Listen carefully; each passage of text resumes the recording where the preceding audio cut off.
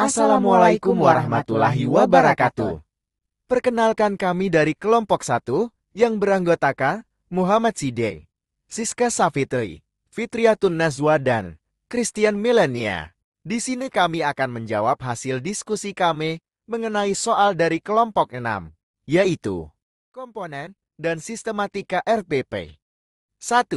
Bagaimana cara menyelesaikan RPP dengan kurikulum dan standar kompetensi yang berlaku? Untuk menyelesaikan RPP rencana pelaksanaan pembelajaran dengan kurikulum dan standar kompetensi yang berlaku, Anda bisa mengikuti langkah-langkah berikut. 1. Pemahaman kurikulum dan standar kompetensi. 2. Identifikasi kompetensi yang harus dicapai. 3. Analisis materi pembelajaran. 4. Tentukan strategi. 5. Susun RPP. 6. Konsultasi evaluasi. 7. Revisi jika diperlukan. Dengan melakukan langkah-langkah ini, Anda dapat memastikan bahwa RPP Anda sesuai dengan kurikulum dan standar kompetensi yang berlaku, serta dapat membantu mencapai tujuan pembelajaran. 2. Mengapa penting untuk memperhatikan kebutuhan dan karakteristik peserta didik dalam menyusun RPP? Karakteristik peserta didik sangat penting untuk diketahui oleh pendidik, karena ini sangat penting untuk dijadikan acuan dalam merumuskan strategi pengajaran.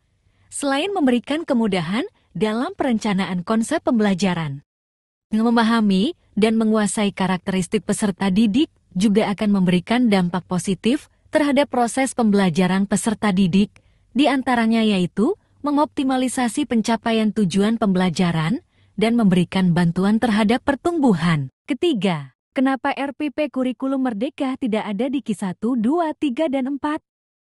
Karena rencana pelaksanaan pembelajaran RPP Kurikulum Merdeka memang memiliki perbedaan dalam penamaan dan struktur pembelajaran jika dibandingkan dengan kurikulum ke-2013. Dalam Kurikulum Merdeka, terdapat perubahan istilah dan penamaan pada kompetensi inti K dan kompetensi dasar KD. Di dalam Kurikulum Merdeka digantikan dengan istilah tujuan pendidikan yang terbagi menjadi tujuan pendidikan umum TPO dan tujuan pendidikan khusus TPK. Sedangkan KD dalam Kurikulum Merdeka digantikan dengan istilah tujuan pembelajaran yang terdiri dari tujuan pembelajaran umum TPO dan tujuan pembelajaran khusus TPK. Dengan demikian, dalam RPP Kurikulum Merdeka, Anda akan menemukan penggantian istilah Q1, Q2, Q3, dan Q4 dengan istilah yang baru sesuai dengan struktur kurikulum merdeka. Jadi, meskipun istilahnya berbeda, konsep dan prinsip pembelajaran yang diwakili oleh Q1, Q2, Q3, dan Q4 dalam kurikulum 2013 tetap tercakup dalam struktur kurikulum merdeka. 4. Apa saja komponen utama yang harus ada dalam RPP dan bagaimana cara menyusunnya secara efektif? 1. Identitas mata pelajaran. 2. Kompetensi inti. 3. Kompetensi dasar. 4. Tujuan pembelajaran. 5. Indikator pencapaian kompetensi. 6. Materi ajar. 7. Lokasi waktu. 8. Metode pembelajaran. 9. Media, alat, dan sumber pembelajaran. 10. Kegiatan pembelajaran. 11. Penilaian. Next. 5. Bagaimana proses identifikasi tujuan pembelajaran yang relevan dalam penyusunan RPP? Proses identifikasi tujuan pembelajaran yang relevan dalam penyusun rencana pembelajaran RPP. Adapun tahapan penting berikut langkahnya. 1. Analisis kurikulum. 2. Analisis kebutuhan peserta didik. 3. Merumuskan tujuan pembelajaran. 4. Penyelarasan dengan bahan ajar dan metode-metode pembelajaran. 5. Penilaian dan evaluasi. 7. Revisi. Proses ini memastikan bahwa tujuan pembelajaran yang ditetapkan dalam RPP adalah realistis, relevan, dan dapat dicapai sehingga dapat mendukung pencapaian kompetensi yang diharapkan sesuai dengan kurikulum. Keenam, mengapa evaluasi dan penilaian merupakan bagian penting dari penyusunan RPP dan bagaimana cara merancang instrumen evaluasi yang sesuai? Evaluasi dan penilaian adalah bagian penting dari penyusunan rencana pelaksanaan pembelajaran RPP karena beberapa alasan utama. 1.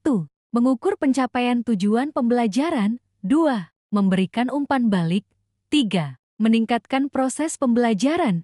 4. Mengidentifikasi kebutuhan belajar. 5. Akuntabilitas dan cara merancang instrumen evaluasi yang sesuai. 1. Menentukan tujuan evaluasi. 2. Memilih bentuk evaluasi. 3. Merancang instrumen evaluasi. 4. Menyusun kisi-kisi. 5. Menentukan kriteria penilaian. 6. Uji coba dan revisi. 7. Analisis hasil evaluasi. 7. Bagaimana memastikan bahwa RRP mencakup berbagai strategi pembelajaran yang sesuai dengan kebutuhan peserta didik dan materi pembelajaran?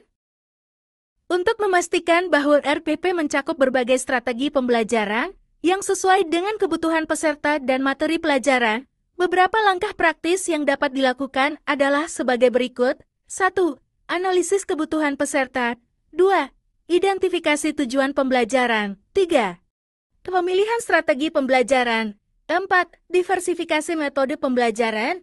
5. Integrasi teknologi. Sekian dari kami, apabila ada salah kata kami mohon dimaafkan. Wassalamualaikum warahmatullahi wabarakatuh. Terima kasih.